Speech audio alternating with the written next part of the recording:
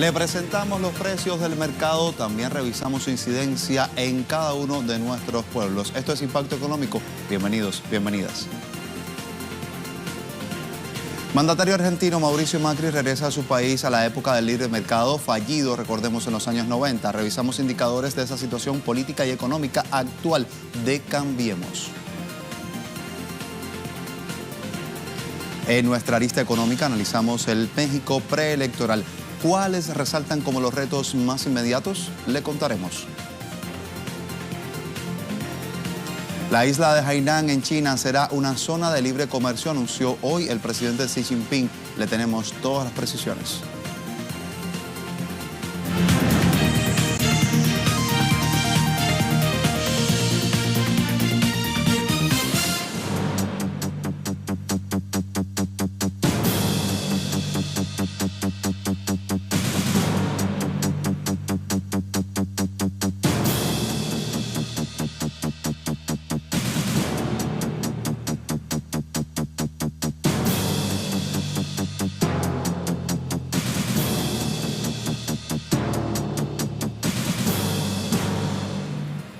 Hablamos de Argentina, donde la apertura comercial y política de endeudamiento propiciada por el presidente Mauricio Macri le pasa la factura al aparato productivo nacional. Veamos por qué.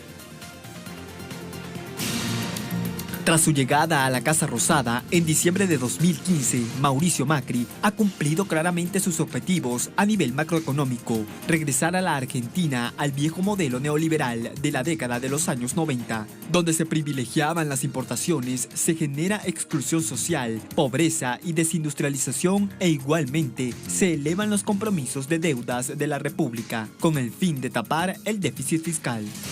De acuerdo a un informe elaborado por la Universidad Nacional de Quilmes, el consumo de bienes manufacturados hechos en Argentina habrían crecido en 2017 un 1.6%, mientras que la importación de productos industriales subió 13.7%. El documento indica que el crecimiento de la demanda interna de bienes nacionales estuvo centrada en segmentos limitados, como consumo de maquinarias, donde hubo un aumento de 17.4%, productos metálicos con un alza de 12.9% y equipamiento electrónico 7.6%. A contramano, las caídas más pronunciadas las recibieron los sectores calzado y marroquinería, con un 12.1%, y ensamblajes de equipos electrónicos con un 7.2%. Por otra parte, sobre el endeudamiento externo, un estudio elaborado por la Universidad de Belgrano señaló que de 32 de cada 100 pesos de gastos corrientes del gobierno nacional son destinados al pago de los intereses de la deuda externa, una porción que supera el presupuesto destinado al pago de salarios de los trabajadores. Esto ha ocasionado la pérdida de 67.000 puestos de trabajo en el sector industrial en los últimos 2 años y un aumento de la deuda externa argentina que solo en 2017 subió un 28.6% hasta llegar a 232.952 millones de dólares. La evasión de compromisos fiscales en Ecuador es un tema que llama la atención. Leemos en este momento la información a través del portal economía.com. Titula así: Ecuador, grupos económicos adeudan el Estado cerca de 2.600 millones de dólares. De los 4.500 millones de dólares que estarían pendientes en el proceso de juicio ante el Servicio de Rentas Internas ecuatoriano, por lo menos 2.600 millones corresponde a deudas que mantienen grupos económicos con el Estado. Frente a este escenario, la revisión tributaria en el programa económico del presidente Lenín Moreno implica para las grandes empresas que sean examinadas el 100% de los intereses, tanto en multas y recargos, pero con un plazo de 90 días, siempre y cuando desistan de continuar con acciones legales a nivel nacional e internacional. Desde la directiva del Centro de Derechos Económicos y Sociales se expresa que lo adeudado por los grupos se debe a su capacidad de control en este mercado, y también por ello se sugiere que se establezca un esquema que fomente la progresividad y que paguen lo justo. Asimismo, economistas de la Universidad Internacional del Ecuador exhortan al Estado a ejercer su poder de coerción sobre estas empresas para que paguen los impuestos. Avanzamos con más información. A esta hora hablamos de Nicaragua, que cerró el 2017 con un récord en exportaciones. Revisamos los números también. ¿Cuáles resaltan como los principales destinos? Aquí lo traemos. Datos difundidos por la Asociación de Productores y Exportadores de Nicaragua. Seguimos hablando de otra información que le traemos a esta hora un poco más al sur. El gobierno del presidente Evo Morales potencia el mercado energético que está realizándose allí en Bolivia. Este contexto fue en el que firmó un contrato con un consorcio empresarial que prevé $900 millones para inversión de explotación de gas y también de petróleo. Así lo informó la Corporación Estatal de Yacimientos Petrolíferos Fiscales de Bolivia, YPFB. Según un comunicado de la estatal boliviana, el presidente Evo Morales promulgó una ley que autoriza el referido contrato con el consorcio de KPI Dendy y que está integrado por la española Repsol, la argentina PAE, la anglo-holandesa Shell y las subsidiarias YPFB, Chaco y Andina. Estiman que la renta petrolera o la ganancia neta prevista con este proyecto en Iñiguazú pues está ubicado, recordemos, en la región sur del país y que es un total de $5.150 millones a partir de unos recursos estimados en 1.2 trillones de pies cúbicos de gas y 43.9 millones de barriles de petróleo. Acuerdos que ya se suman a los existentes, pues el pasado sábado el presidente Morales promulgó también en Tarija 2 leyes que aprueban contratos entre YPFB y la brasileña Petrobras para invertir unos $700 millones en la exploración de hidrocarburos en la región sur de Bolivia. Así están las cosas. Tenemos información que llega desde Venezuela que continúa ese país con su actuar ante las sanciones unilaterales de Washington y sus aliados. ¿Cómo lo hace? Mire usted, frente a esa realidad del país suramericano, consolida su capacidad exportadora en materia agroalimentaria y energética mediante la cooperación sur-sur. Lo vemos en la cuenta en Twitter de la Cancillería venezolana. Dice lo siguiente, leemos para usted. Durante la reunión sostenida entre representantes del gobierno de Venezuela y Costa de Marfil, se propuso realizar un encuentro entre los ministros de comercio de cada país para evaluar potencialidades binacionales y presentar productos para el intercambio comercial. Se trataría de la exportación de cacao, café y aceite de palma. Por otra parte, ¿qué sucede? Leemos también el portal de Mundo Economía y Negocios, dice así: delegación venezolana presentó a Belice iniciativa Petrocaribe Solar. Y es que en aras de sumar voluntades en la búsqueda de energías sustentables, el vicepresidente de Petróleos de Venezuela, Ismael Serrano, presentó la iniciativa Petrocaribe Solar al primer ministro de Belice, Dan Barrow. El proyecto venezolano apunta a la creación y a la generación de nuevos tipos de energías limpias en beneficio de los pueblos del mundo.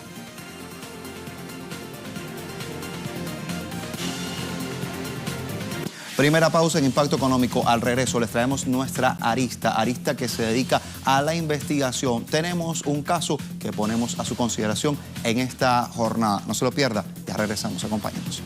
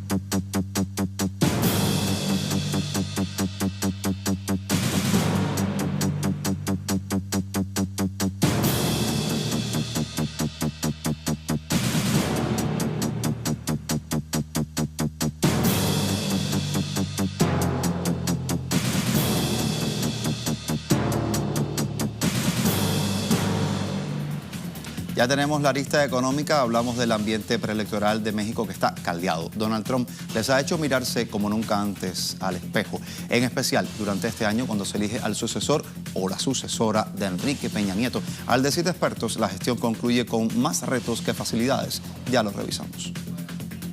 México atraviesa por un ciclo de incertidumbre. En el contexto externo, la variada y larga lista de dificultades la encabeza la llegada de Donald Trump a la Casa Blanca, desde donde el magnate ha pretendido cumplir todas sus amenazas nacionalistas convertidas en promesas electorales, entre esas dos que involucran directamente al país azteca: la construcción de un muro fronterizo con México y el Tratado de Libre Comercio de América del Norte, el polémico TLCAN, cuya renegociación está actualmente en proceso y en medio de una octava ronda de trabajo sin avances significativos.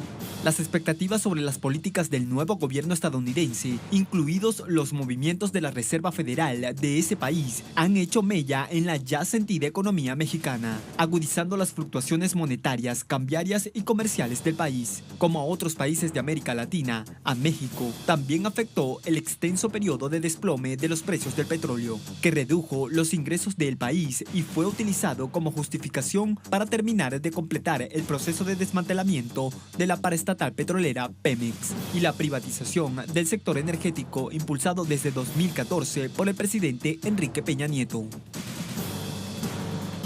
Y a los desafíos frontera afuera se suman los propios desequilibrios del modelo de desarrollo mexicano, entre los que destacan, y revisamos esta hora, un crecimiento empobrecedor y excluyente, alta dependencia importadora combinada con un esquema primario exportador, relaciones comerciales concentradas en oligopolios, baja productividad y una economía cada vez más financiarizada gracias a una política oficial que direcciona inmensas masas de dinero ociosas en transacciones financieras con utilidades récord, pero sin reinversiones productivas. Y ahí la crítica que hacen los expertos.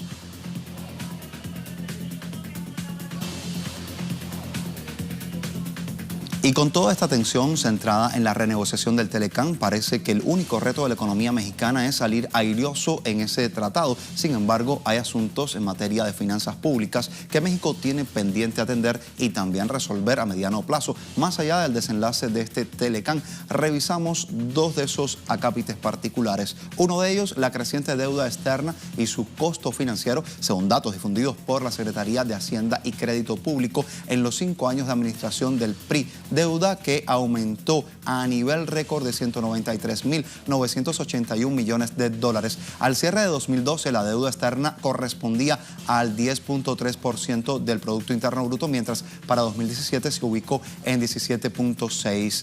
Establemente así se marcaba.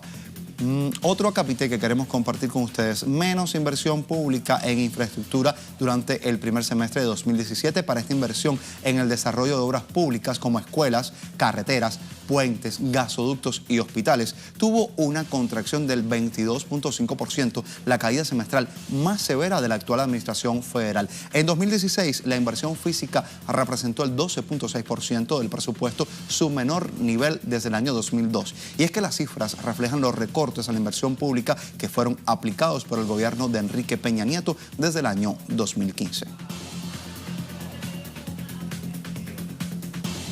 Para ver más detalles de la propuesta económica de los candidatos presidenciales de derecha en México, les recomendamos un artículo del Centro Estratégico Latinoamericano de Geopolítica, conocido por sus siglas CELAC. Fue elaborado por la autora Lucía Converti. Se titula Las propuestas económicas en las presidenciales mexicanas, y es todo un análisis sobre las propuestas económicas presentadas por dos candidatos de derecha. La primera se corresponde con Ricardo Anaya Cortés, candidato por la coalición Por México al Frente, y que está presentándose como la principal propuesta en el ingreso universal del ciudadano, mientras que José Antonio Meade, el candidato del Partido Revolucionario Institucional PRI, de la mano del actual presidente Enrique Peña Nieto, plantea ayudar a las mujeres. Les asegurará una educación de excelencia para sus hijos, trabajo o negocio propio para los jóvenes, entre otros aspectos, según el anuncio. Meade representa el modelo de fracaso que hemos visto una y otra vez, mientras Anaya tiene propuestas, pero aún no ha sido explícito, o al menos los ciudadanos no acaban de entender qué es lo que propone.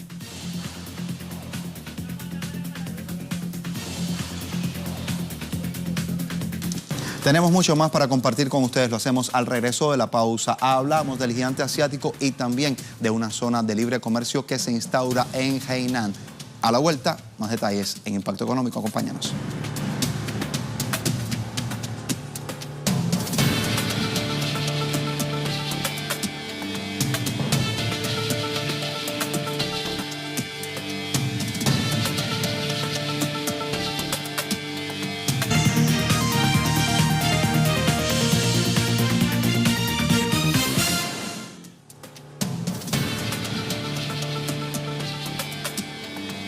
Vamos con más información e impacto económico. El presidente chino Xi Jinping anunció el día de hoy viernes una decisión para convertir a toda la isla de Hainan en una zona de libre comercio de manera piloto. Se instaurará esta decisión. Se espera que sea Hainan una provincia con un modelo vívido de socialismo con características muy típicas chinas en esta nueva era. China da así la bienvenida a los inversionistas de todo el mundo para que puedan invertir y comenzar negocios allí en Hainan y participar en la construcción de un puerto de libre comercio.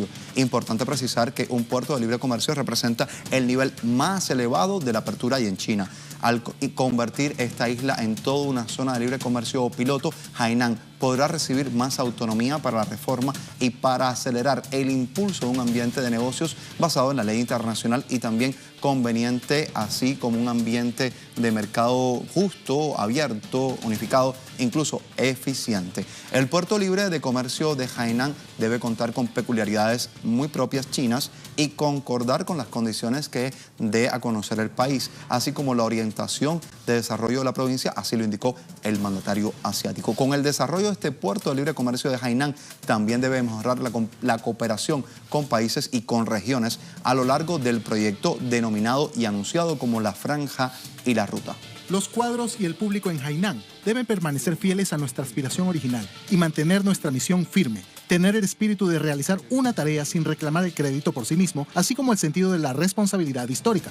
Debemos llevar adelante el espíritu de elaborar e implementar los planes, con el fin de hacer grandes esfuerzos para concretar nuevos logros que hacen justicia a nuestro tiempo en el nuevo viaje al realizar los dos objetivos del centenario y el sueño chino de rejuvenecimiento nacional. Y los legisladores rusos presentaron un proyecto de ley, un proyecto de amplio alcance que podría paralizar las exportaciones cruciales hacia Estados Unidos. Este proyecto de ley, redactado por los principales legisladores de la Duma estatal, está en respuesta a la nueva ronda de sanciones estadounidenses y que propone una amplia gama de restricciones para las empresas estadounidenses dentro de Rusia y también para la cooperación con los propios Estados Unidos. Este proyecto de ley incluye la posibilidad por parte del gobierno de introducir varias restricciones, de acuerdo con el decreto del presidente, contra una serie de bienes y ciudadanos de los Estados Unidos de América y otros países que tomaron medidas análogas contra la Federación de Rusia.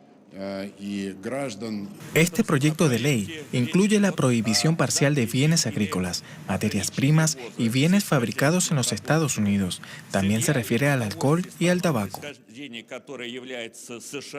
Vamos a introducir una lista de los ciudadanos de los Estados Unidos de América que se impedirá entrar en el territorio de la Federación de Rusia. A algunos estadounidenses, incluso a aquellos que pueden ser especialistas altamente calificados, se les prohibirá trabajar en Rusia. Estas listas serán determinadas por el gobierno. Otros temas nos llevan hasta España. Lo social sigue sin ser prioridad para el gobierno de Mariano Rajoy. La Unión General de Trabajadores dice que no hay excusas para no repartir ya la riqueza y trasladarla hacia los salarios y hacia las pensiones. Así lo reseña el portal europapress.com.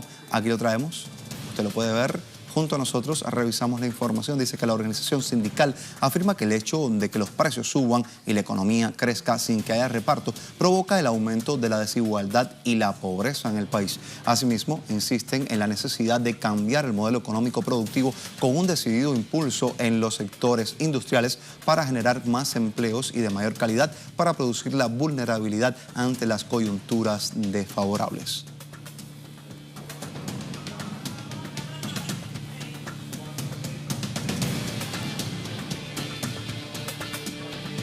Casi al final de Impacto Económico revisamos cómo cotiza el petróleo en este cierre de jornada. El barril del petróleo venezolano marca un precio de 383.98 yuanes, según lo reseña el portal web del Ministerio de Petróleo del país cano, lo que equivale a un petro. También tenemos que decir que se puede cotizar en esta criptomoneda venezolana disponible para el canje de este rubro también.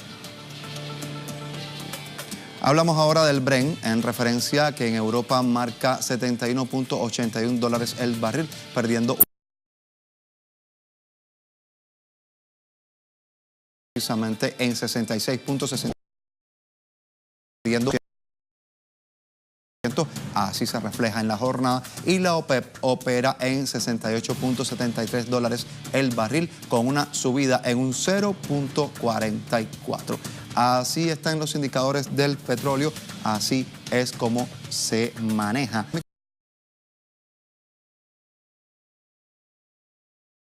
emisión que ya llega. A usted las gracias por la preferencia. Continúe siempre con Telesur con más información disponible las 24 horas. www.telesurtv.net. Nos quedamos aquí en Impacto @telesurtv.net con toda la información esperando por usted. Hasta la próxima.